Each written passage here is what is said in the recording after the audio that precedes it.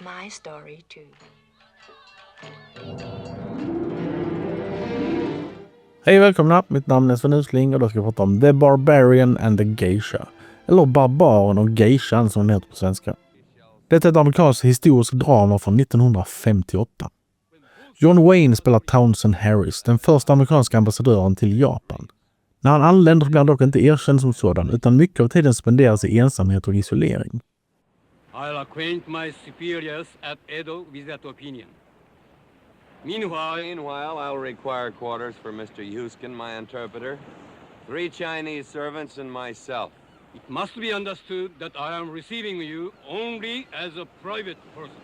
Due note is taken of your refusal to recognize my status as an American consul. Han försöker få Japan att öppna sina gränser, men möts endast med motstånd. Your Excellency, your country stands at the crossroads of the world.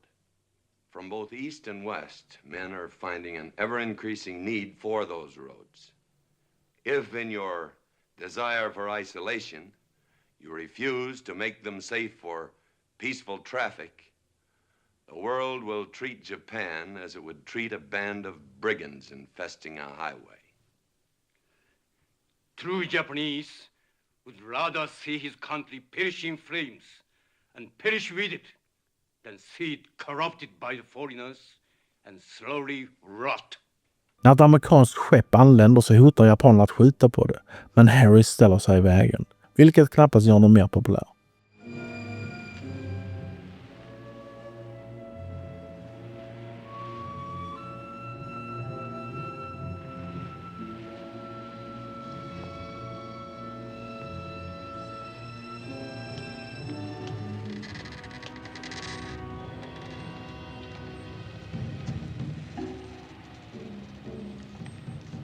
Bättre blir det inte när skeppet visar sig ha kolera som sprider sig i byn. Nu kan det inte bli värre för honom.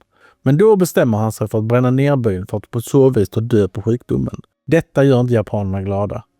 What do you think, sir? We don't know much about cholera, Henry.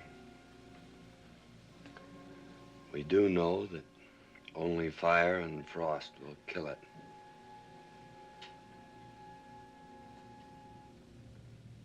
And only God can bring a frost.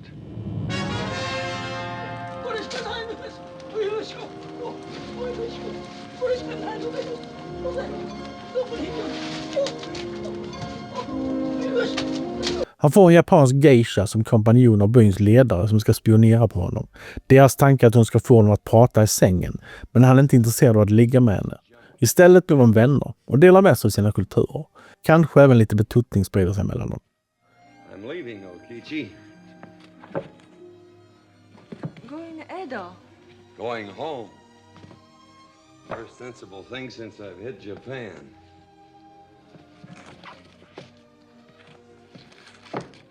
Go soon? Very soon, according to Tamura. He's putting us on the first ship. Of course, you can never tell when that first ship will... Jag är inget stort fan av John Wayne, varken som privatperson eller skådespelare. Men det går inte att förneka att han var en stor filmstjärna och hade karisma så det räckte och blev över. Det räcker oftast väldigt långt, även här. Han passar i rollen som diplomat med talang för att snacka. Tur då att han hade ett manus så inte hans riktiga åsikter råkade läcka fram. Han är behaglig att lyssna på, han har en bra röst och han har pondusen för att rollfiguren ska verka trovärdig. Your Highness, counselors, it is in the very nature of creation that man shall have a neighbor. Though he builds his home in the desert, or in the mountains, or in the midst of the sea, yet somewhere, however distant, dwells that next man who is his neighbor, and might be his friend. As it is with men, so with nations. Across 5,000 miles of ocean, the United States of America, your neighbor, stretches out its hand to Japan. John Huston står för regin och det är en väldigt snygg och välregisserad film. Filmen är inspelad i Japan och han utnyttjar verkligen miljöerna. Speciellt färgerna är väldigt rika och vackra.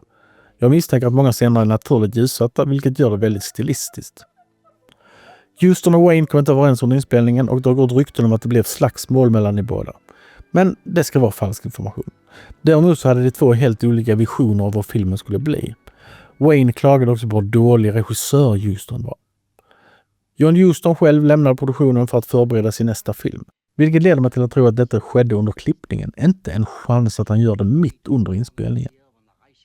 John Wayne och studion tog över och enligt Huston förstörde de filmen. Han ville ha en mer japansk visuell stil och endast en liten del av filmen bibehåller det. Han ville få sitt namn borttaget från förtexterna, men så blev det inte. Arigato. どういたしまして。